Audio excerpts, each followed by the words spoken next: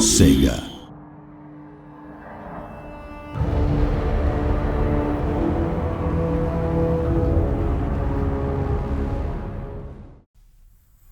Hello, good evening, and welcome to the latest Total War Warhammer campaign walkthrough video. Today it's the turn of the proud and vengeful Dwarfs, and just a reminder that the game is still in development, so what you see here may be subject to change. Okay, we're 29 turns into this particular campaign, and as you can see from the overview map, we've fully conquered our starting province of the Silver Road, and we've returned the goblin-infested dwarf holds of Death Pass province to their rightful owners, i.e. us. We've secured strong treaties with our fellow dwarfen clans of Karak Azul, Barakvar and Zufbar, who've helped us successfully divide and push back the various greenskin tribes, though Zufbar has recently dragged us into their war with the vampiric faction of Schwarzhaven. Nice one, Zufbar. Down to the campaign map now, and this turn our armies are on immediate recall to home territory. Thorgrim here was making his way happily towards Blackfire Pass in order to help Zufbar against its vampiric problems. And in charge of policing Death Pass is an army led by Zamnil Matakwaz, which is obviously the best dwarf name ever. However, Grimgor Ironhide has just popped up from the dwarfen underway with a 16-strong stack of greenskin filthmongers to threaten our home settlements on the Silver Road, so we've got our armies beating a rather panicked retreat towards him.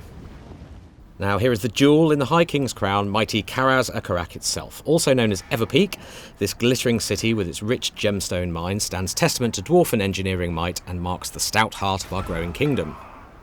We've been focusing on its civic development, and one result of this is a very tough garrison consisting of grudge throwers, quarrelers, thunderers, and a wall of elite defenders in the shape of longbeards and hammerers. Now, with the whole of the province under our control, we can enact commandments over it, and we're currently empowering the guilds to aid population growth and buff our trade income. Diving into the dwarf tech tree now, you can see how we're looking to dovetail that particular growth improvement with this particular technology, the autonomy of the holds. Now, this will supercharge the commandment we've issued and help us to expand our settlements much more swiftly. Now, the dwarf tech tree differs to those of the other races in that it follows two core disciplines. The way of the guilds brings improvements to civic matters such as growth, income, diplomacy, and the reduction of vampiric and chaos corruption. The way of the clans branch is devoted entirely to the improvement of various dwarfen battlefield units. As you can see here, we're trying to balance our research across both trees as we go, so our provincial development keeps pace with our increasing military might. Looking at the building browser for Karaz Akarak now, and we can see how certain high-tier building chains can only be constructed in higher-level settlements. So we're going to have to upgrade Karaz Akarak another 2 tiers to build, say, the Rune Forge or the Throne Hall of the High King. We've also implemented a neat hint system in the buildings UI to mark out any prerequisites you'll need in order to recruit certain units. So if we want to recruit flame-spewing iron drakes or arm them with mighty trollhammer torpedoes, you can see that a marker indicating that buildings in the engineer chain will be required. Okay then, let's end the turn as our armies are all out of action points for now.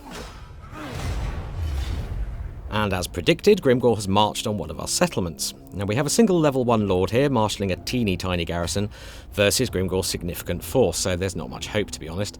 He's also level 8, and as if that wasn't enough, he's already unlocked his fabled axe Gitsnik, and he's wearing the terrifying mask of E. Enough even to put a doughty dwarf to flight, though it pains my beard to say so.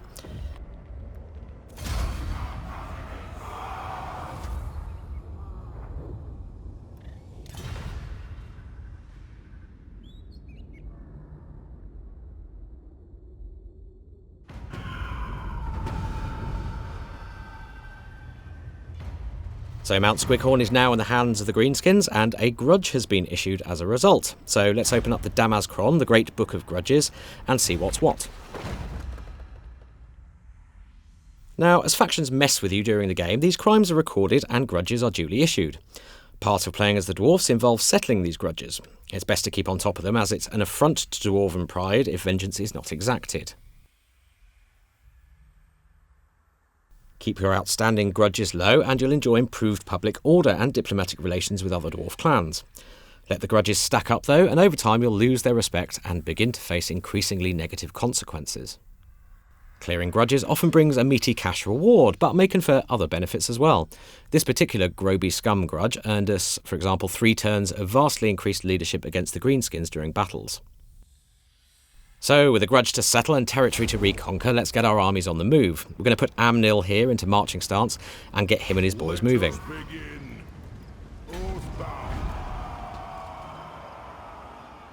And we're going to do the same for Thorgrim. We'll be looking to our High King to give Grimgor the heave-ho, and he's well equipped for the task.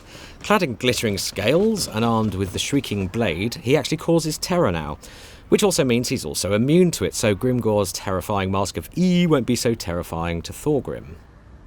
We've got some nice veterancy building up now across his army, and he's travelling with a Thane hero character equipped with a rune of Stoicism, which can be activated in times of dire need to strengthen his morale. He'll also be useful when it comes down to brass tacks with Grimgor. And we're going for a pretty balanced character build with Thorgrim, buffing some of his campaign, battle and personal combat skills as we go. I particularly like Ancestral Grudge as it gives him some really solid weapon strength bonuses against greenskins.